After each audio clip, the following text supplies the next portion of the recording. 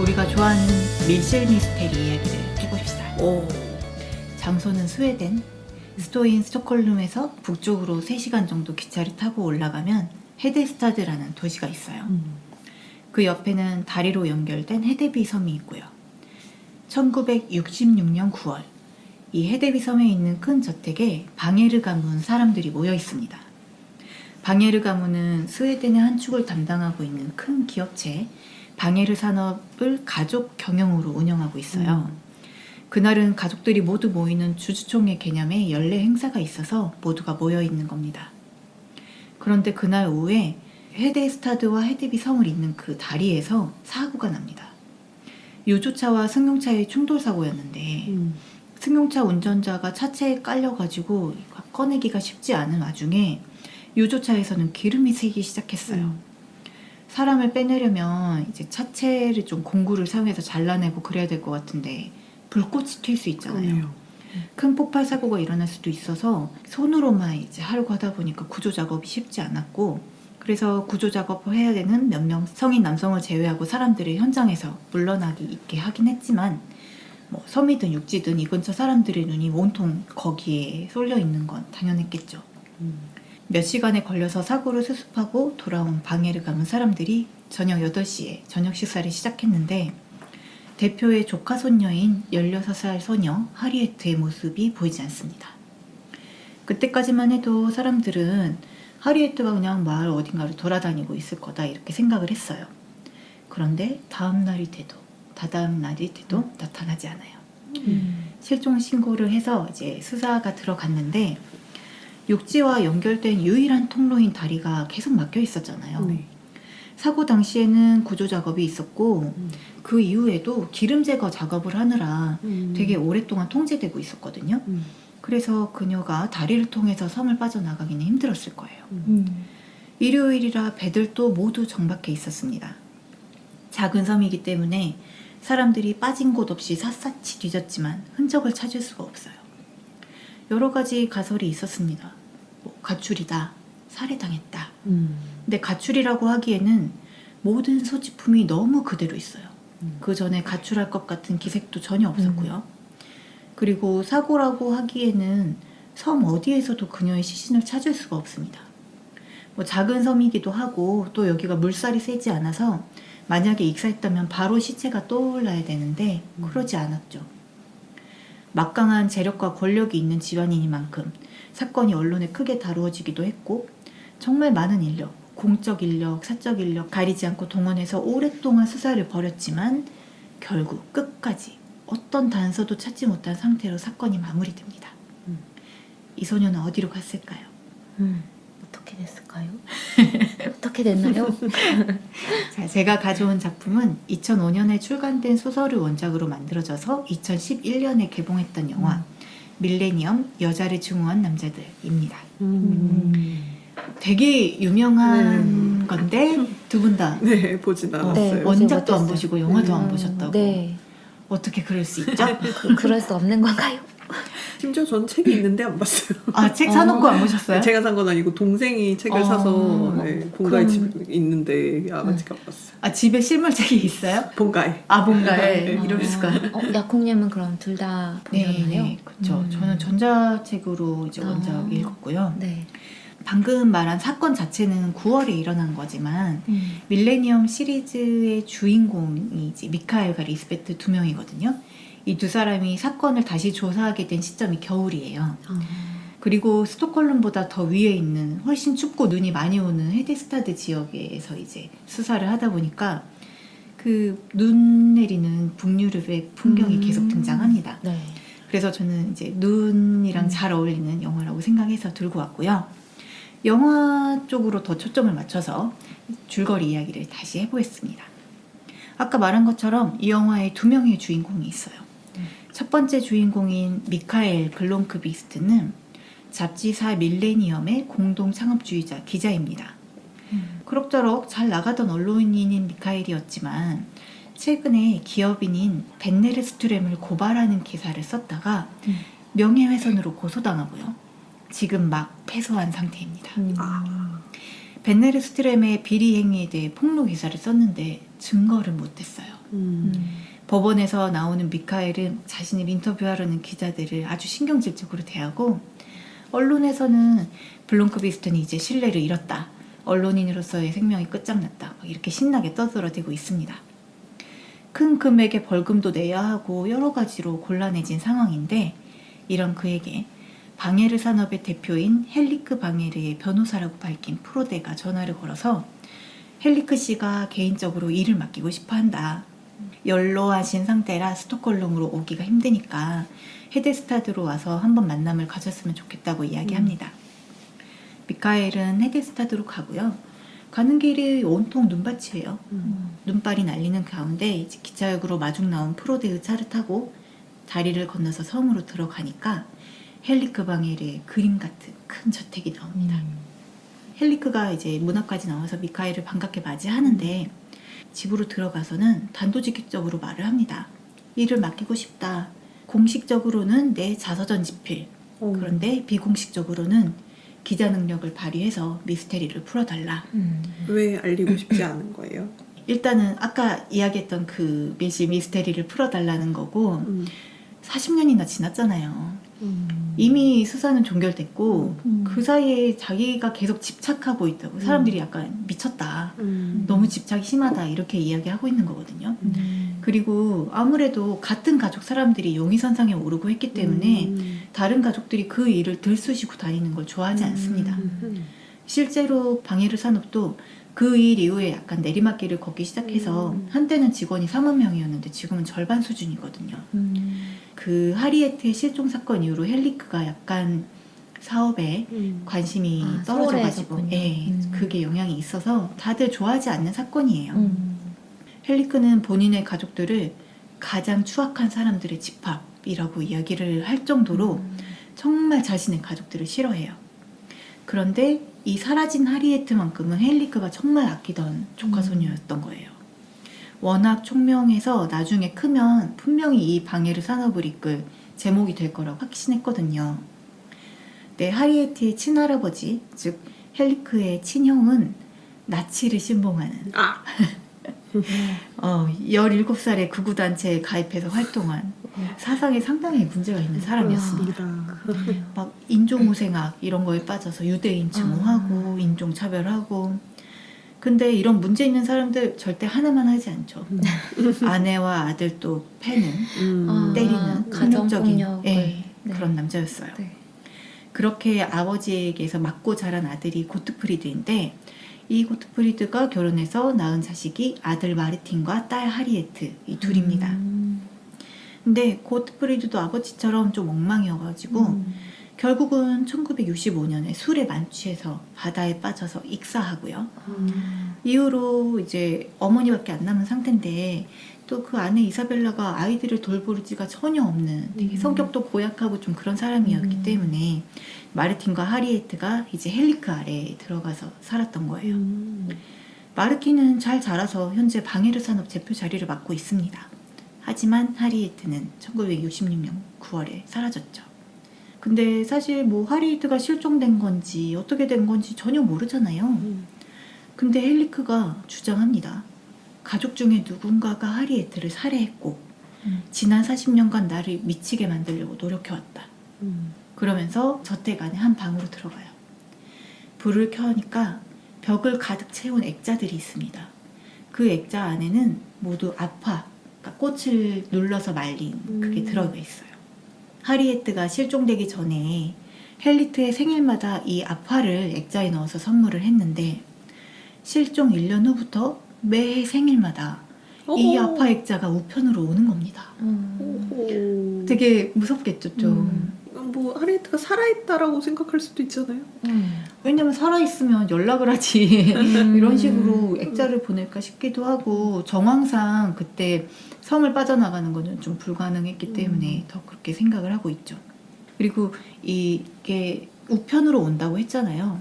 근데 우편 소인이 해외 여기저기로 흩어져 있어요. 어느 해는 런던에서 오고 어느 해는 뭐 미국에서 오고, 그래서 발송지를 특정 지을 수도 없고 액자나 박스 모두 어디서나 구할 수 있는 평범한 것들입니다. 물론 지문도 찾을 수 없고요. 하리에트가 생일마다 아빠를 선물했다는 사실을 알 만큼 가까운 사람이 그녀를 죽이고 나서 헬리크를 매해 이렇게 압박을 한다. 이게 헬리크의 주장이고요. 지난 40년간 이 미스터리를 풀려고 거의 온 인생을 바쳤지만 아무 소득도 얻지 못했고 이제 살 날이 얼마 안 남은 시점에서 미카엘에게 마지막 희망을 걸어보려는 겁니다.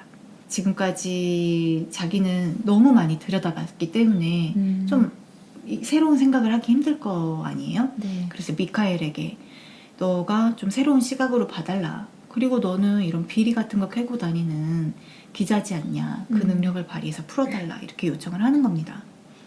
근데 미카엘은 탐정도 아니고 자기가 이걸 어떻게 해결하겠냐고. 지난 40년간 뭐 경찰도 매달리고 했던 일인데 뭘 하겠냐고 되게 거절을 하려고 해요.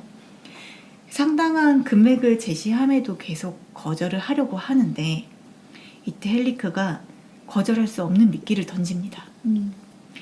사건 해결에 성공한다면 지금 미카엘을 궁지로 모은 당사자 벤네르스트렘의 목을 칠 수 있는 정보를 제공하겠다는 겁니다. 솔깃할 수밖에 없겠죠. 네. 미카엘은 결국 이 일을 수락하고요. 헬리크의 저택 가까이에 있는 작은 방갈로에 머물면서 뭐 경찰 조사 보고서를 비롯해 그동안 헬리크가 모은 자료들을 검토하기 시작합니다. 처음에는 뭘 찾기가 힘들어요. 무려 40년을 보고 또 보고 한 자료들이잖아요. 뭐 경찰 보고서도 되게 꼼꼼하게 써져 있긴 하지만 뭐 다 이야기들은 그대로고 새로운 점을 발견하기는 힘듭니다. 근데 그래도 이게 외부인 시점에서 들여다보기 시작하니까 새롭게 드러나는 게 있어요.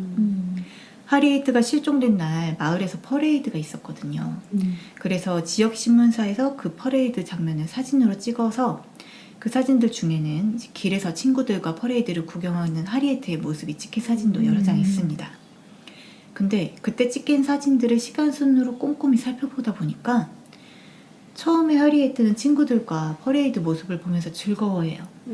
그러다가 반대편 길에서 뭔가를 발견하고 순식간에 얼굴이 차갑게 굳더니 친구들에게 인사하고 사라져버립니다. 아빠야 아빠. 아빠 죽었단께? 죽은 줄 알았던 아빠가 아니야. 아빠는 시신을 낳았어. 났어.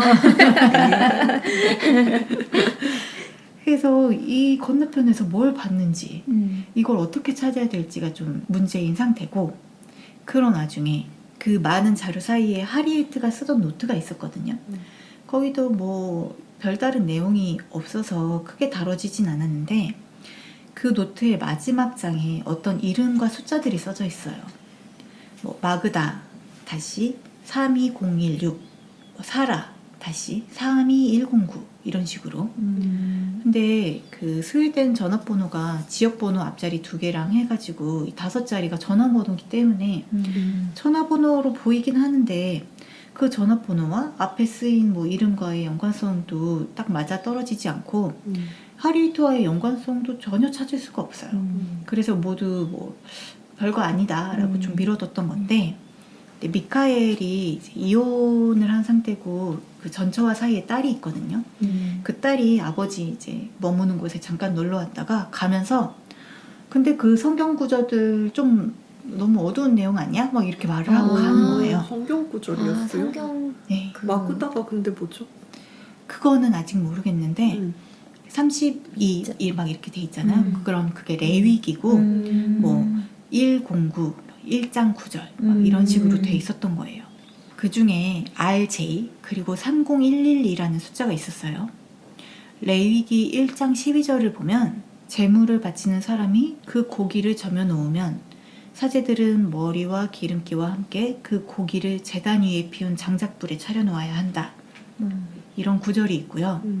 그런데 미카엘이 조사를 시작한 초반에 그 하리에트 사건을 담당했던 노 형사를 만나서 이야기를 하는데 그때 형사가 미해결된 레베카 사건을 가볍게 언급했었거든요.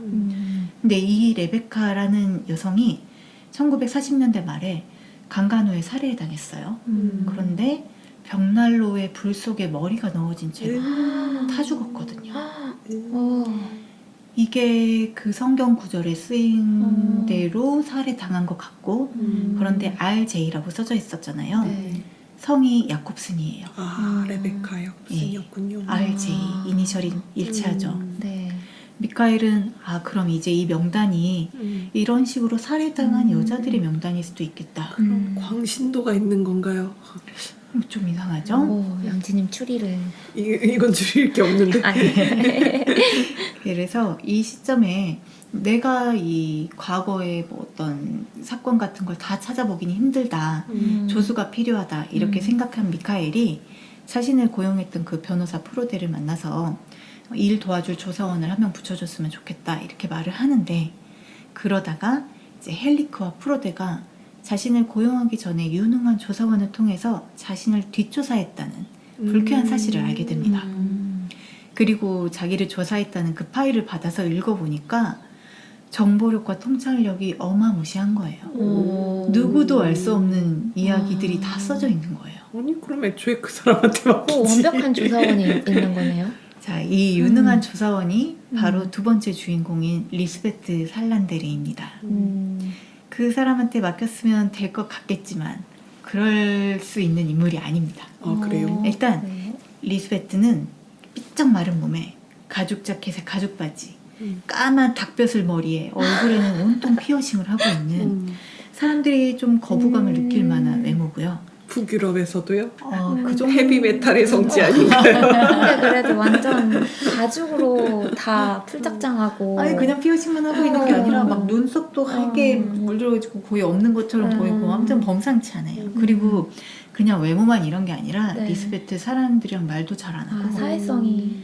사실은 어린 시절에 각종 사고를 치고 결국 정신병원까지 들어갔다가 지금은 후견인 관리하에 지내고 있는 아직도 정부 통제를 받고 있는 소녀입니다. 네. 소녀라고 하기엔 뭐 20대 성인이긴 한데 네. 그리고 밀튼 시큐리티라는 보안업체에서 개인적인 의뢰를 받아서 뒷조사를 해주는 프리랜서예요. 그러니까 이 프로데도 리스베트한테 직접 접촉을 한 게 아니라 그 밀튼 시큐리티한테 일을 맡겼는데 거기서 리스베트를 통해서 한 거였죠. 사람 뒷조사하는데 정말 특출난 재능을 가지고 있지만 사회성이 상당히 떨어지는 천재 해커예요. 되게 매력적인 캐릭터인 것 같아요. 그렇죠. 네. 사람들이 되게 좋아하는 캐릭터입니다.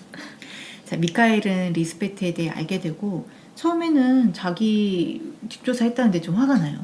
자기 개인 노트북까지 다 침범해가지고 데이터를 싹 빼내갔다는데 얼마나 소름 끼치겠습니까? 하지만 지금 자기에게 되게 필요한 인재잖아요. 바로 그녀의 집에 찾아가서 일을 도와달라고 요청을 합니다. 근데 리스베트는 당연히 자기가 뒷조사했던 남자가 다짜고짜 집에 찾아와서 뭔가 요청을 하니까 처음에는 되게 경계하지만 사실 이거 조사를 하는 동안에 이 미카엘이라는 남자가 되게 정직하고 뭐 정의롭고 괜찮은 사람이라는 사실도 알고 있는 상태고 그리고 여자들을 살해한 남자를 찾는 걸 도와달라 이 말에 반응을 해서 그 일을 수락을 합니다. 네. 천재 해커답게 리스베트는 그 명단에 들어맞는 미해결 케이스들을 다 찾아내요. 그리고 리스베트가 미카엘이 머무는 그 방갈로까지 찾아와서 같이 머물면서 수사에 박차를 가하는 와중에 어느 날 아침 미카엘이 방갈로 문을 딱 열었는데 미카엘이 먹이를 주면서 가깝게 지내던 고양이가 난도질 당한 채 놓여져 있습니다. 그리고 그 이후로 미카엘에 대한 더 직접적인 협박이 시작이 돼요. 이게 과연 미카엘이 수사하고 있기 때문에 범인이 협박을 하는 건지 하리에트가 강간당하고 살해당한 이 여자들과 어떤 연관이 있는지 네, 줄거리는 여기까지 이야기하겠습니다. 네. 제가 너무 좋아해가지고 정말 여러 번 본 영화예요. 그래요? 네. 왜 두 분한테는 안 그랬지? 처음 제가 들어요, 근데. 저희 집에 이제 사실 결혼하기 전에 좀 네. 친구들이 좀 또 많이 놀러 오는 편이었잖아요. 네. 그럼 맨날 친구들 왔을 때 너 여자를 중화한 남자들 봤어 안 봤어? 그래서 안 봤다 그러면 지금 봐. 그렇구나. 처음 듣는데. 강제 얘기 안 시청 시켜놓고 저 그 옆에서 어. 같이 한번 떠보고 막 이랬는데 네. 두 분은 약간 봤을 거라고 생각을 했던 것 같기도 하고 하여튼 그 정도로 보고 또 보고 할 정도로 좋아했어요. 네. 감독이 데이비 핀처입니다. 제가 정말 소나무 같은 사람. 소나무. 제가 팟캐하면서 더 느끼고 있어요. 깨닫고 네. 있어요. 나 진짜 좋아하는구나. 아. 제가 이미 뭐 네. 영화 나를 찾아줘 이야기도 했고 네. 넷플릭스 드라마 마인드헌터 이야기도 음. 하면서 계속 데이비 핀처 이야기를 하는데 음. 이 영화도 진짜 명작 중에 하나입니다. 음. 진짜 스릴러 천재 같아. 아 그렇군요. 그리고 출연한 배우들도 개인적으로 좋아하는 배우예요. 미카엘 역은 007 시리즈로 유명한 다니엘 크레이그. 네. 그리고 어울리네요. 네, 어울려요. 그리고 이게 2011년 영화라서 네. 되게 젊고 샤프한 아. 다니엘 크레이그가 나와요. 그 최근에 그 나이브 싸움. 맞아요. 그죠. 그분 맞죠? 거기서는 이제 조금 둥실둥실해지지 네, 않았습니까? 나이가 들어서. 그리고 리스펙트 역은 루니 마라가 맡았습니다.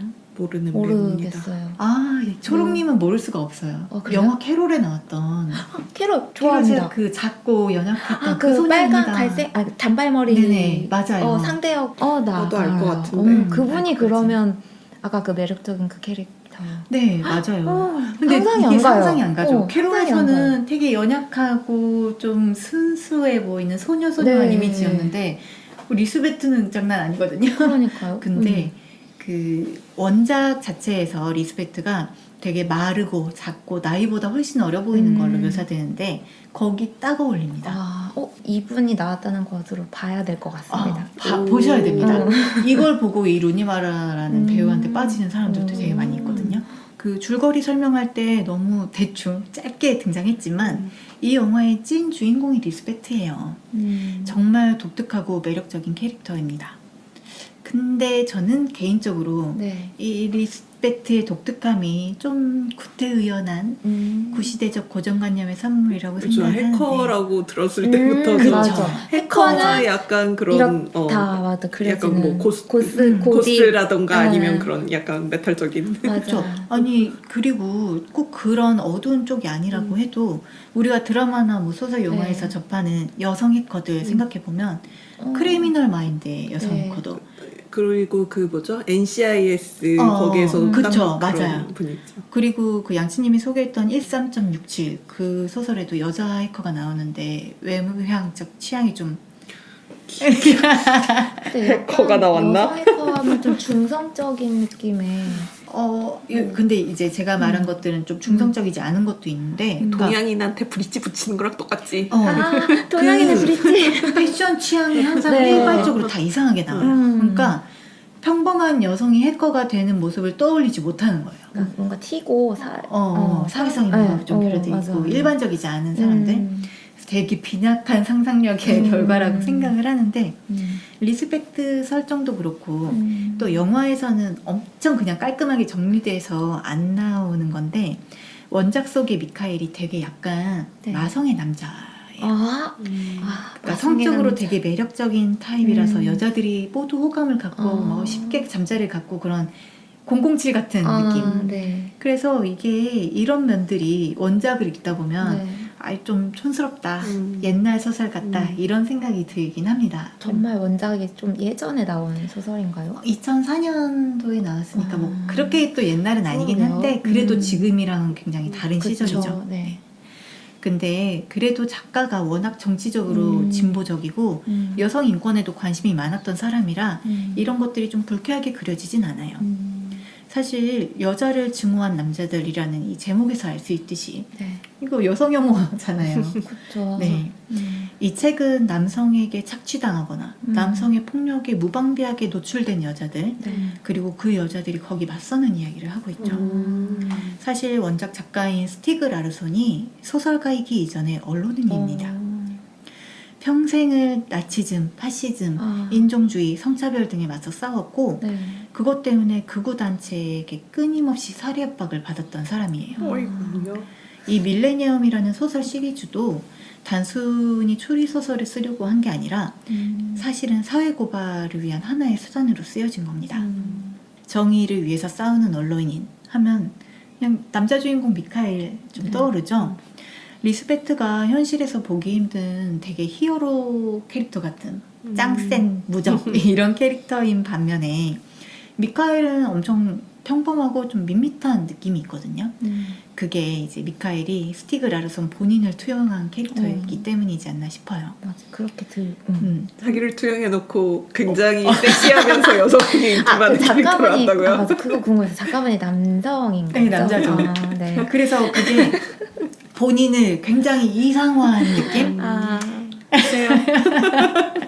그래서 작가 소개를 들으면서 주인공이 자신이 투영이 됐구나라는 게 느껴졌는데 느껴졌어요. 네. 미카엘이 소설 속에서 잡지 밀레니엄을 운영하는 것처럼 현실의 스티그 라르손도 엑스포라는 되게 비슷한 기조의 약간 뭐 인종차별이나 네. 그런 거를 비난하는 그런 잡지를 창간해서 되게 힘겹게 운영해 갔고요. 미카엘에게 잡지 공동 창립자이자 평생 파트너인 에리카가 있는데 스티그 라르손에게도 평생을 함께한 애인 에바 가브리엘손이 있었습니다. 근데 양치님이 말씀하신 것처럼 현실의 스티그 라르손보다 훨씬 뭔가 이상적인 캐릭터잖아요.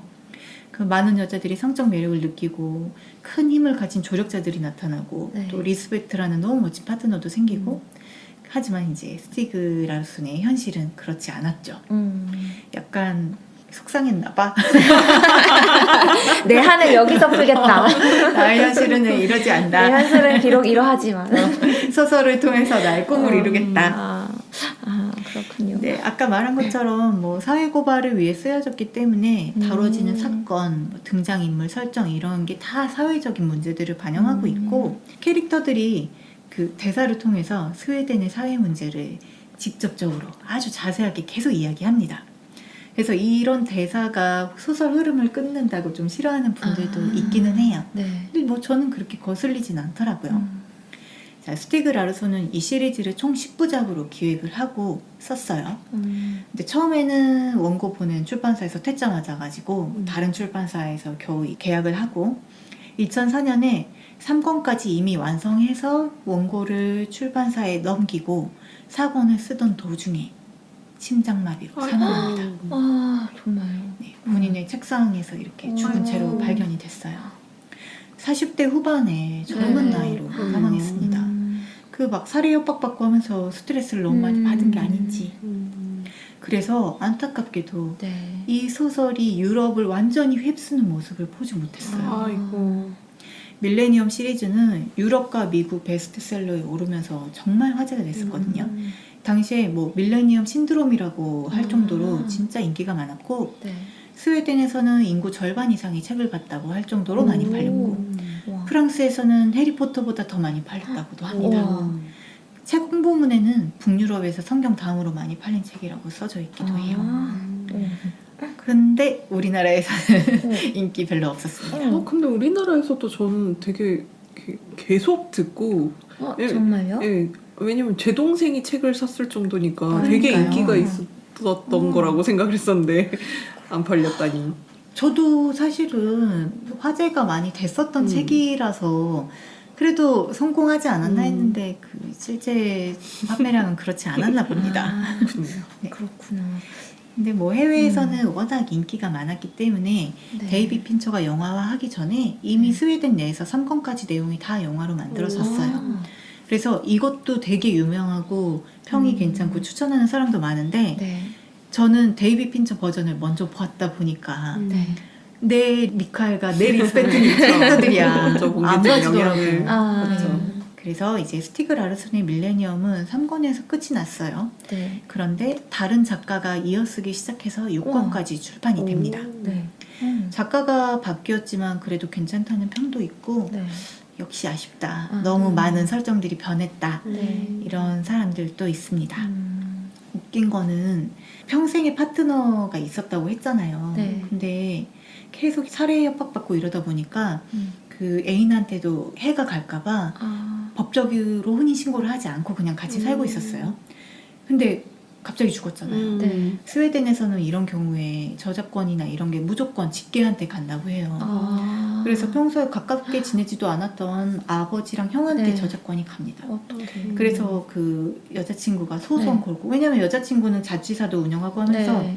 뭐 집필에도 굉장히 많이 참여했다고 그 하고 정도면 하죠. 사실혼 관계 맞아요. 아닌가요? 사실혼으로 그런 게 그런데도 없나? 이 뭐 소설 읽어볼 때도 그렇고 네. 이런 사건들도 보면 스웨덴이 굉장히 보수적인, 아, 가부장적인 그런 그렇구나. 면이 많이 있더라고요. 음. 그래서 소송까지 갔는데 결국 그 애인이 패소해가지고 아직도 저작권은 그 아버지와 형이 가지고 있고 진짜 막대한 돈을 얻을 그러게요. 텐데. 그냥 너무 굵지. 그리고 이어서 쓴 작가도 그 아버지와 네. 형이 고용한 작가라고 해요. 정말. 책이 이 1권만 따지고 보면 분량이 꽤 있는 편이에요. 전체 688쪽이거든요. 네. 상당히 긴 편이죠. 그래서 영화는 진짜 깔끔하게 각색하면서 이 네. 핵심 스토리 말고 막 세부적인 거 다 쳐냈거든요. 네. 그렇게 했는데도 3시간의 러닝 타임을 가지고 기네. 있습니다. 네. 근데 너무 재밌어가지고 길게 안 느껴져요. 이렇게 각색하면서 진짜 많은 것들이 생략돼서 영화 보고 나서 원작 소설 읽으면 디테일한 것들 알아가는 맛이 있긴 한데 아까 좀 촌스럽다고 했잖아요. 네. 그거랑 비교하면 영화가 진짜 세련됐습니다. 2011 2011년이면 벌써 12년 전이잖아요. 근데도 세월의 흐름이 거의 안 느껴지고요. 다른 누구보다도 저는 이 리스베트 캐릭터가 원작에서보다 영화에서 훨씬 멋지다고 생각을 해요. 원작에서도 되게 강하고 멋진 여성으로 그려지긴 하지만 영화 쪽이 좀 더 멋있습니다. 보셔야 되는데 보면 볼수록 영화가 각색을 진짜 잘한 것 같고요. 그리고 데이비 핀처 이야기할 때마다 제가 트렌트 레즈너 이야기를 하는데 양치님은 또 기억을 못 하시지만 저도 모르겠는데요. 네, 나인인일치 네일스라는 그룹의 트렌트 레즈너 나를 찾아줘의 네. OST도 담당했고 뭐 그런 음악가인데 네. 이 영화도 트렌트 레즈너가 담당을 했어요. 불안함을 되게 증폭시키는 특유의 배경음도 여전하고 특히 이 영화가 인트로 영상이 유명하거든요.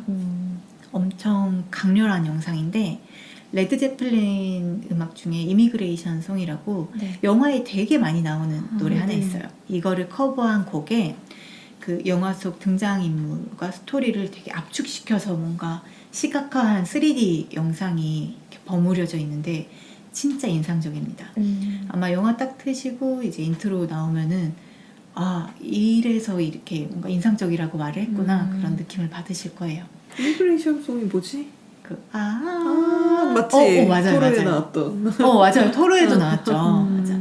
영화에서 진짜 자주 나와요. 온갖 영화에서. 이미그레이션 송은 토르였던 것 같은데 레드 제플린이랑 연결이 안 돼가지고 다른 가수인가? 라고 생각을 하고 있었어. 레드 제플린의 이미그레이션 송이 토르에도 나왔다고. 자, 이 밀실 미스테리는 영화 내에서 완전히 해결이 됩니다. 되지만 시리즈니만큼 미카엘과 리스베트의 이야기는 계속 되겠죠. 네. 그리고 이제 원작에서는 밀레니엄이라는 이 잡지가 더 중요하게 다뤄지기도 해요. 그래서 밀레니엄 그래서 시리즈죠. 밀레니얼이 있는 거군요. 괜히 붙은 게 아닙니다. 네. 근데 이렇게 제가 극찬을 함에도 불구하고 이 영화 자체가 네. 흥행 성적이 아주 좋지는 않았거든요. 좀 매니아들이 있어도. 그래도 워낙 많은 팬들이 2편의 제작을 학수고대했고 네. 2018년에 후속작인 밀레니엄 거미줄에 걸린 소녀가 개봉을 합니다만 네. 미친 소니가 네. 감독부터 배우까지 싹 바꿔버렸습니다. 배우도 배우를 바꿨어요? 바꿨어요? 네, 아니, 나쁜 새끼들. 그럼 배우 어떻게 바뀌었어요? 잘 모르는 배우들로 바뀌었어요. 그런가요? 네. 아니 그럴 거면 저작권이나 이런 걸 사지 말라고. 배우를 왜 바꿨지? 아니 데이비 핀처는 본인 입으로 이 편은 안 맡을 거라고 했었어요. 그래서 감독이야 그렇다 쳐. 근데 1편 각색 엄청 잘 됐다고 했었잖아요. 네. 그 각본 담당했던 스티븐 자일리언이 2, 3편 후속편 각본도 좀 해놨대요. 네. 근데 그리고 루니 마라도 네. 자기 리스베트 역을 계속 하고 싶다 이런 의견을 밝혔음에도 왜 때문인지 네. 소니에서 다 퇴짜놓고요. 원작 시리즈 2, 3권을 건너뛰고 4권의 내용을 가지고 새로운 감독의 새로운 배우들로 영화를 각본도 새로. 완전히 다른 사람들로 네. 해서 제작을 했고 결과는 폭망했으니 진짜 망해가지고 뭐 메타크리틱이나 로튼토메토 이런 데서도 뭐 평이 형편없이 안 좋아요. 네. 거의 이 영화가 나왔다는 사실을 모르는 사람도 많이 있을 정도입니다. 너무나 속상하고요. 네. 네. 근데 그래도 지금 봐도 진짜 좋은 영화거든요. 겨울에 보기 좋은 영화예요. 그 중간에 좀 따뜻해진 시점도 나오긴 하는데 계속 그 서늘한 북유럽 겨울 풍경이 잘 나오고요. 아우, 추워가지고 엄청 고통스러워하는 젊은 다니엘 크레이그의 모습도 볼 수 있습니다. 정말 여러 가지 면에서 최고의 스릴러 영화고, 영화 보시고 나서 원작 소설을 한번 읽으시는 걸 추천드릴게요. 이 원작 소설도 그 서점 같은데 사람들이 평 남기잖아요. 네. 거기 보면 다음날 시간 꼭 여유 있을 때 보세요. 한번 잡으면 놓기 힘듭니다. 밤새서 봤습니다. 네. 막 이런 평들이 있어요. 한번 잡으면 되게 순삭이에요. 그러니까 명절 때, 설 연휴 때 영화 보고 책까지 설 연휴 때 볼 게 많습니다. 그렇습니다. 저는 또 꼭 다 보시기를 추천드립니다. 이어지는 55화 3부에서는